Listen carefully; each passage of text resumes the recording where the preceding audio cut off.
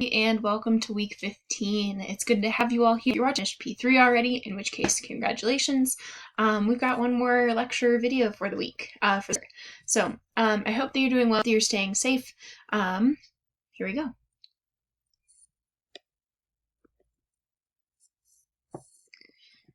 All right. Like I said, we are working into week 15, project 4. This reflection is just going to take us 1 week. You'll be submitting this Sunday, May 10th. Under the P4 online course module, you'll find the assignment sheet and rubric. Ultimately, though, these are kind of our goals. This is what we're working toward in this project. I really want to know that you learned something. Especially with what we're going through right now with this transition online and working through the coronavirus, it's especially important to take the time and think about what we've learned, to use this as a processing phase, and to think about kind of everything that we're going through. For us specifically, we'll think about CO 150, but I mean this in the course of in a greater context in your lives, throughout your other classes. Taking some time to dedicate to what you're actually learning is going to help it stick. This has been one of the weirdest semesters, and I hope that you're all okay, and hopefully that you can take something out of this semester and use it going forward. So we're going to reflect more specifically on CO 150. The final version of this paper will be about 2 to 3 pages, 500 to 750 words, so real short, real quick, and you'll only be using author tags to attribute information. There won't be a works cited page along with this. Excuse me. Instead, you'll be providing context to help me understand your argument. If you look through the rubric, this again is kind of separated into rhetorical categories. Purpose and audience are, again, one of the most heavily weighted, making sure that you have a clear, reflective purpose, that you're writing for an audience of your classmates and me, working to identify those kind of course objectives that we've covered so far. Rhetorical knowledge and analysis is next on that list, so looking at the kind of the whole semester, looking at different rhetorical elements, making sure that you have a clear sense of growth throughout the semester. Evidence, again, is worth 25 points. You'll be using a variety of resources from our class. For instance, projects, course notes, our syllabus, our in-class activities. You can quote and paraphrase from these, and you're mostly going to be using author tags to attribute that information. You should have a couple different examples, a couple different pieces of evidence. For organization and development, again, logical paragraphing, making sure that you have everything put together clearly. That piece is worth 15 points, and then style and convention will be worth 10.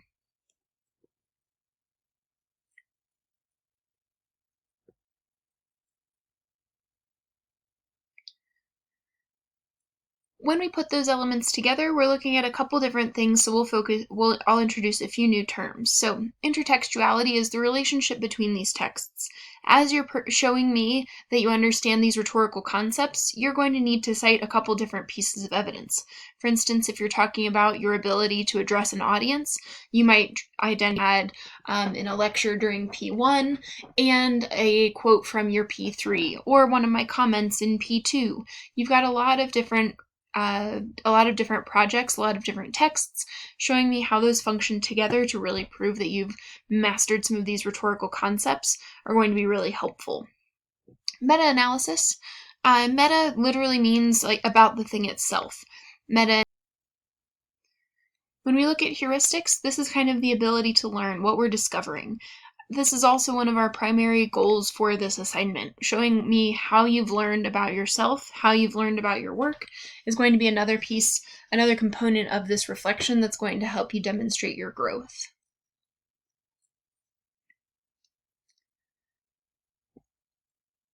So, one of the first things I'll ask you to do is to brainstorm. Think about what you've done so far this semester, and what are the biggest links that you've noticed? What are the big things that, when you think about CO 150, that come to mind immediately? What kinds of rhetorical concepts? What have you improved on? What do you want your work to say about you as a writer?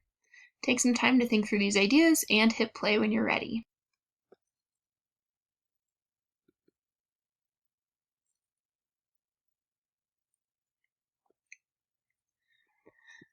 As a reminder, we can continue building into this reflection, thinking more specifically about the major assignments. P1, we did the rhetorical analysis on one of the 3 articles, either by Shua, Adichie, or there's a third one, or that third one. We wrote a research proposal as we got ready for P3, and P3, the one we've just finished, was a research-based argument. What was most memorable about each of these projects? You might go back to the reflections that you completed after each assignment to see how things went for you. The commentary from me on those projects as well could also be useful. Take a few moments, add information, add thoughts about these big course projects to your brainstorming.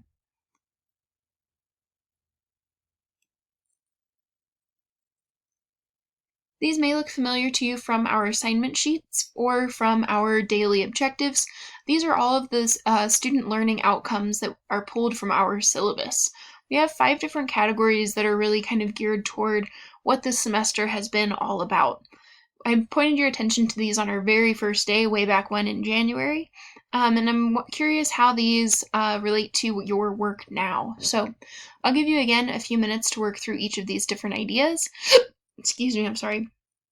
To work through each of these different objectives, thinking about how you define them, when we applied them, what information you have already on your in your brainstorming that relate to these different objectives. I've got an activity on the next page if you're not quite sure what I'm asking for here.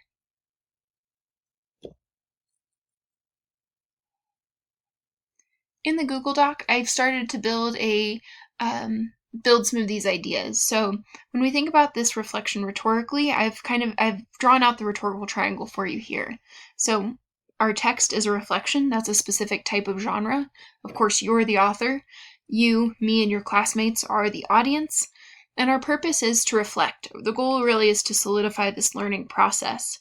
The context, your specific context is going to help shape all of this, though. You have a different experience in the class than the person that you sat next to all semester. Your experience has also been shaped by this transition online and the feedback you've gotten, the topics you've chosen, how familiar you were with research before this. All these things help define this context. So if you click the link for the Google Doc, this will take you into the course objectives to see where you can all brainstorm together. I'll be offering 2 points of extra credit for any comments in this document. You can get up to 6 points of extra credit, up to 3 comments. So click that link in the PowerPoint that I've attached for you, and I'll see you in the Google Doc. So for example, this is our first course objective. It's all about deepening rhetorical knowledge. The first sub-goal of this is to focus on the rhetorical situation, audience, and purpose. So an example comment you use might be like the one that I have provided here. So in P1, we named the audience for the articles and evaluated how the author reached that group.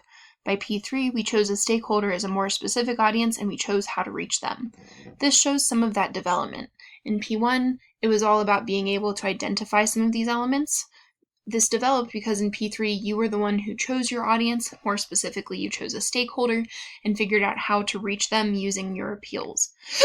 Excuse me. So, with this one, this comment would be good for 2 points. I have all 5 objectives here as you scroll down the page, and you can continue to figure out how you're developing these concepts. So a lot of that brainstorming is going to take place in your body paragraphs. I'm going to walk you through in the next few minutes, kind of start to finish what your paper may look like. In your introduction, we want to develop context. Think about the rhetorical triangle that I presented in the last slide and how you want to address these different elements. What are some of the pieces of context? Which objectives were most important to you? How did all of these different assignments help contribute to make you a better writer, more knowledgeable this semester? So, take a look at your brainstorming and start shaping that context for us. Which pieces were most important? Which ones would you like to focus on in this project? Again, hit play when you're ready to move on.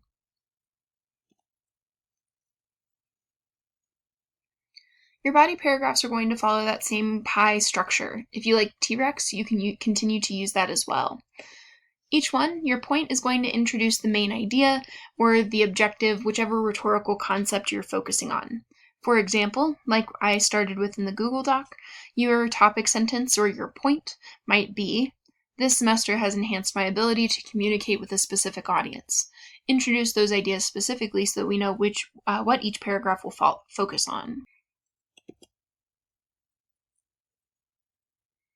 When we start thinking about information, the evidence that you'll present, you'll still use quotes and paraphrases, and you can use any of the work or texts that we've worked on this summer. When you attribute that information, be sure to use a specific author tag showing where the information comes from. I have a specific example here. So, for instance, while I hadn't thought much about how I address audience, I remembered that I didn't connect with Shua's argument because I wasn't part of her audience, which was parents. The Allen and Bacon reader helped me understand these concepts in the Week 11 reading that I chose. So here, instead, we have a better understanding of where this concept started to develop. This is just my example, so you could draw on more evidence or use a specific quote to help readers understand which you're talking about. But these clear author tags, naming Shua, naming our course textbook, pointing me to the assignment, the Week 11 reading, will all help construct this information.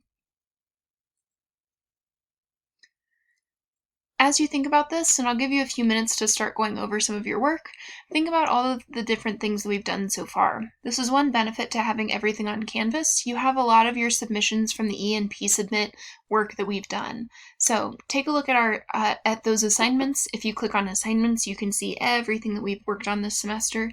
Go back to our assignment sheets from each project and each of the modules, since I outline objectives for you on each of those. Even each PowerPoint, at the start of every day, I name different objectives that we're looking through. So go back to some of these assignments and start building in the objectives, see what specific evidence you can pull for some of the ideas that you were thinking about in our initial brainstorming. Take a few minutes and start back up when you're ready.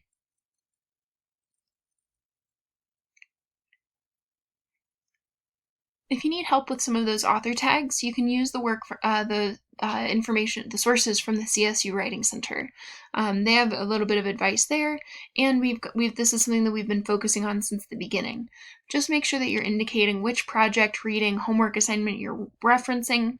So if you're not sure, or if you wrote some things down and you can't remember where they came from, go back now while that information is still fresh to make sure that you have a very clear author tag to attribute each of these different examples that you might choose to include.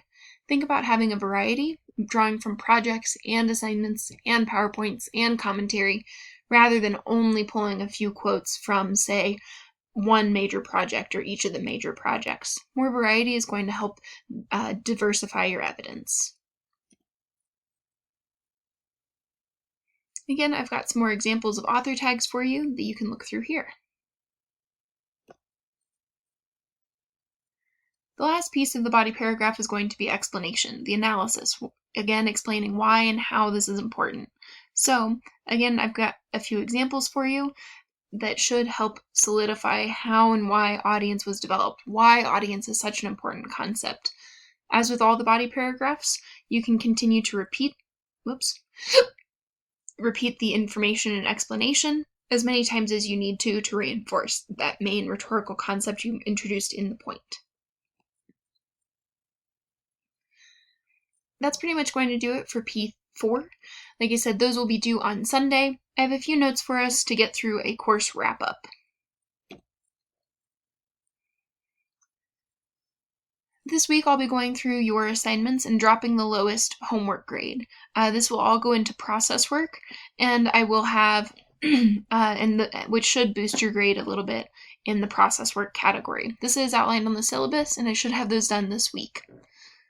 P3 grades, my goal is to release them for you on Sunday, May 10th, just as you're submitting your last reflection. This is 15% of the grade, so if you're interested, in calculating or need to make some decisions about your grade, please do so. For P4, you do still have the option to use your extension. If you would like to do that, please email me by Saturday, May 9th, in which case that would move your deadline from Sunday, May 10th to Wednesday, May 13th. One last thing that I'm asking for is the course survey. Those course surveys are linked for you here on Canvas. I hope that it should take about 15 minutes. I usually leave a good chunk of our class period when we're in the classroom for these surveys because I really do value your feedback. This is a really important chance for me to get professional feedback, and I hope that that you don't mind giving me some. In order for me to become a better teacher, I need to know what's going well and what I need to improve on. So similar to how you complete a peer review, I'm asking that you take that same care and give me that same attention to let me make this class better for future semesters. Without that feedback, my future semesters are probably going to look a lot like what we've done.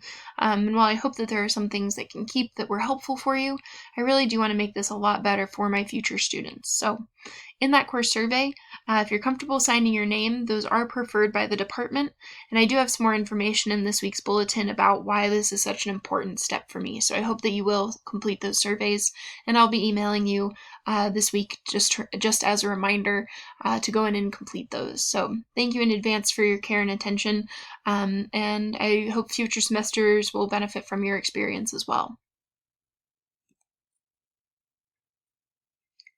One last thing that I'll ask for is for your permission to use your work. I typically hand back out the note cards from the beginning of the semester, but instead that I've set up a Google survey for us. This is absolutely optional. This link is also in the PowerPoint.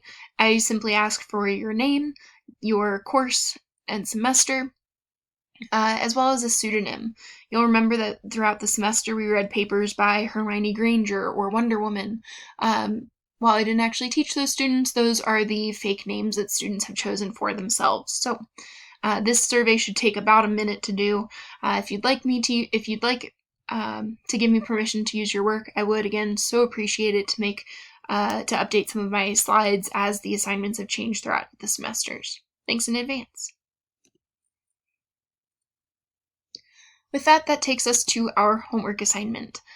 So your discussion post this week will only be focused on this prompt that I'm going to give to you now. In the prompt, I'd like you to address one rhetorical element in about 100, 200 words. I'm not being so picky on word count this week. Start outlining one of the rhetorical concepts that you plan to discuss in your reflection.